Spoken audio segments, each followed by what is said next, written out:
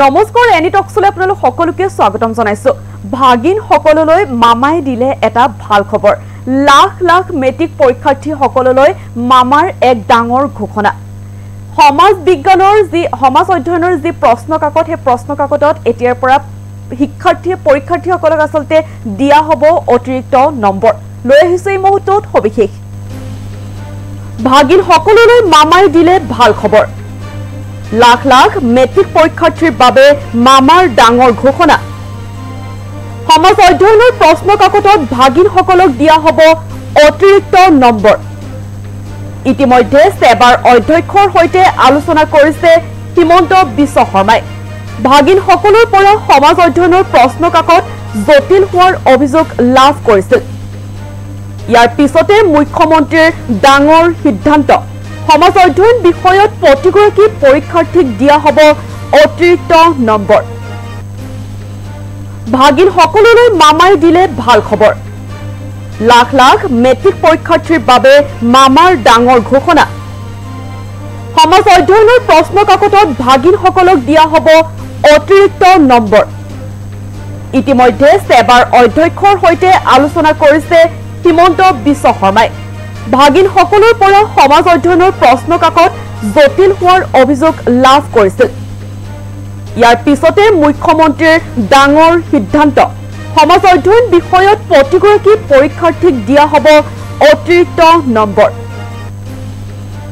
ভাগিনসকললৈ মামাই দিলে ভাল খবৰ। লাখ লাখ মেট্ৰিক পৰীক্ষাৰ্থীৰ বাবে মামাৰ ডাঙৰ ঘোষণা। সমাজ অধ্যয়নৰ প্ৰশ্ন কাকতত ভাগিনসকলক দিয়া হ'ব অতিৰিক্ত নম্বৰ। ইতিমধ্যে সেবাৰ অধ্যক্ষৰ সৈতে আলোচনা কৰিছে হিমন্ত বিশ্ব শৰ্মাই। ভাগিনসকলৰ পৰা সমাজ অধ্যয়নৰ প্ৰশ্ন কাকত জটিল হোৱাৰ অভিযোগ লাভ কৰিছিল। ইয়াৰ পিছতে মুখ্যমন্ত্ৰীৰ ডাঙৰ সিদ্ধান্ত। সমাজ অধ্যয়ন বিষয়ত প্ৰতিগৰাকী পৰীক্ষাৰ্থীক দিয়া হ'ব অতিৰিক্ত নম্বৰ। এই কথা এতিয়া ঘোষণা কৰিছে মুখ্যমন্ত্ৰী হিমন্ত বিশ্ব শৰ্মাই। ভাগিনসকললৈ মামাই দিছে এটা ভাল খবৰ। লাখ লাখ মেট্ৰিক পৰীক্ষাৰ্থীৰ বাবে মামাৰ এই ডাঙৰ ঘোষণা কৰিছে। সমাজ অধ্যয়নৰ প্ৰশ্ন কাকতত ভাগিনসকলক দিয়া হ'ব অতিৰিক্ত নম্বৰ। এতিয়া যদি কোনোবাই মেট্ৰিক পৰীক্ষাৰ সমাজ অধ্যয়ন সেই সমাজ অধ্যয়নৰ বিষয়ত যদি কোনোবাৰ কাৰোবাৰ পৰীক্ষা বেয়া হৈছিলে তেন্তে এটা ভাল খবৰ, যিহেতু মামাই ঘোষণা কৰিছে অতিৰিক্ত নম্বৰ দিয়াৰ কথা। ইতিমধ্যে সেবাৰ অধ্যক্ষৰ সৈতে আলোচনা কৰিছে হিমন্ত বিশ্ব শৰ্মাই। আৰু ভাগিনসকলৰ পৰা সমাজ অধ্যয়নৰ প্ৰশ্ন কাকতত জটিল হোৱাৰ অভিযোগ লাভ কৰিছিল মামাই। হিমন্ত বিশ্ব শৰ্মাই কৈছে যে ভাগিনসকলৰ পৰা সমাজ অধ্যয়নৰ প্ৰশ্ন কাকত সেই প্ৰশ্ন কাকত এইবাৰ জটিল হোৱাৰ অভিযোগ লাভ কৰিছিল। আৰু তাৰ পিছতে হিমন্ত বিশ্ব শৰ্মাই এই ডাঙৰ সিদ্ধান্ত লৈছে। সমাজ অধ্যয়নৰ বিষয়ত প্ৰতিগৰাকী পৰীক্ষাৰ্থীক দিয়া হ'ব অতিৰিক্ত নম্বৰ। ফেচবুক লাইভ যোগে এই কথা ঘোষণা কৰিছে মুখ্যমন্ত্ৰী হিমন্ত বিশ্ব শৰ্মাই। হিমন্ত বিশ্ব শৰ্মাৰ মন্তব্য আছে, কি কৈছে আচলতে মেট্ৰিক পৰীক্ষাৰ্থীসকলৰ বাবে আমাৰ ওচৰত মন্তব্য আহি পৰিছে, মন্তব্য আগবঢ়াইছো। দৌলত যাওঁতে এগৰাকী কণমানি ভাগিনে মোক হাতত ধৰি কৈছিলে যে মামা, এইবাৰ সমাজ অধ্যয়নৰ মেট্ৰিকৰ পেপাৰখন খুব টান হৈছে, মোক 10 নম্বৰ এক্সট্ৰা কৰি দিব লাগিব। নগাঁৱলৈকে যাওঁতে 16 তাৰিখে নগাঁৱত গৈছিলো, তাতো এগৰাকী ভাগিনে এনেকেই কথা ক'লে। আৰু বৰদোৱাতো আন এগৰাকী ভাগিনে একেই কথা ক'লে যে সমাজ অধ্যয়নৰ পেপাৰখন এইবাৰ মেট্ৰিকত খুব টান হৈছিলে। মই প্ৰত্যেকটো কথাই চিৰিয়াছলি লওঁ। গুৱাহাটীত আহি সেবাৰ চেয়াৰমেনক মই সুধিলো যে সমাজ অধ্যয়নৰ পেপাৰখন সঁচাই টান হৈছিল নেকি। সেবাৰ অধ্যক্ষ ডাঙৰীয়াই মোক ক'লে যে প্ৰশ্নখনৰ পেটাৰ্ণ বদলিছে।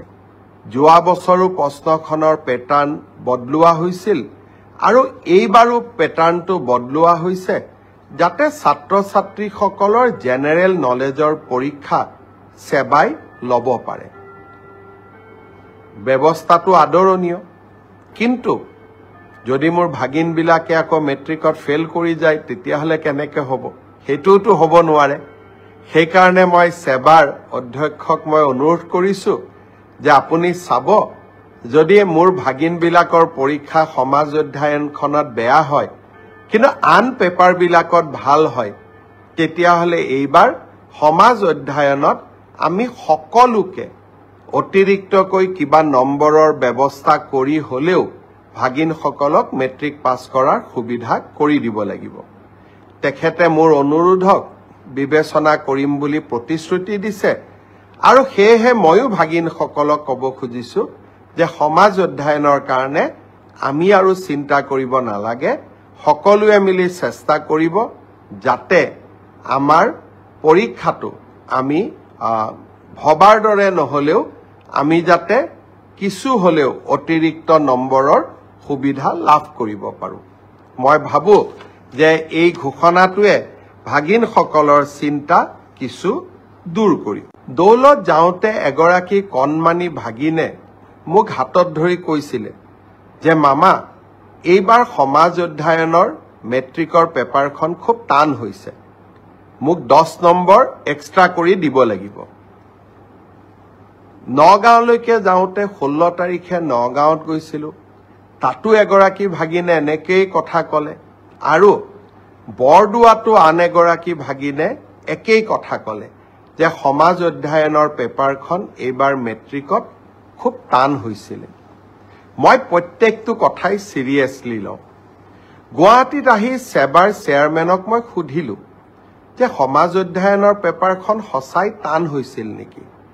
সেবাৰ অধ্যক্ষ ডাঙৰীয়াই মোক ক'লে যে প্ৰশ্নখনৰ পেটাৰ্ণ বদলিছে, যোৱা বছৰো প্ৰশ্নখনৰ পেটাৰ্ণ বদলোৱা হৈছিল আৰু এইবাৰো পেটাৰ্ণটো বদলোৱা হৈছে যাতে ছাত্ৰ ছাত্ৰীসকলৰ জেনেৰেল নলেজৰ পৰীক্ষা সেবাই ল'ব পাৰে।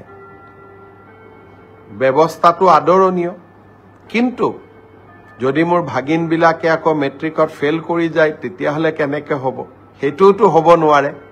সেইকাৰণে মই সেবাৰ অধ্যক্ষক মই অনুৰোধ কৰিছোঁ যে আপুনি চাব, যদি মোৰ ভাগিনবিলাকৰ পৰীক্ষা সমাজ অধ্যয়নখনত বেয়া হয় কিন্তু আন পেপাৰবিলাকত ভাল হয় তেতিয়াহ'লে এইবাৰ সমাজ অধ্যয়নত আমি সকলোকে অতিৰিক্তকৈ কিবা নম্বৰৰ ব্যৱস্থা কৰি হ'লেও ভাগিনসকলক মেট্ৰিক পাছ কৰাৰ সুবিধা কৰি দিব লাগিব।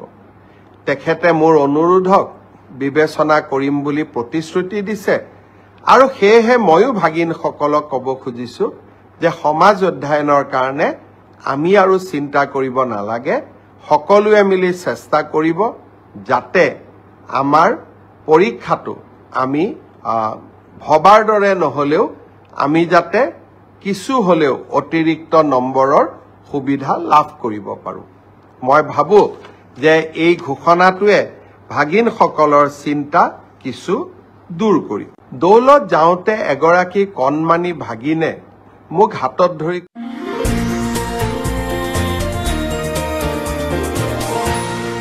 এনিটক্স, সুতৰ বিপৰীতে ৰাইজৰ স্বাৰ্থ।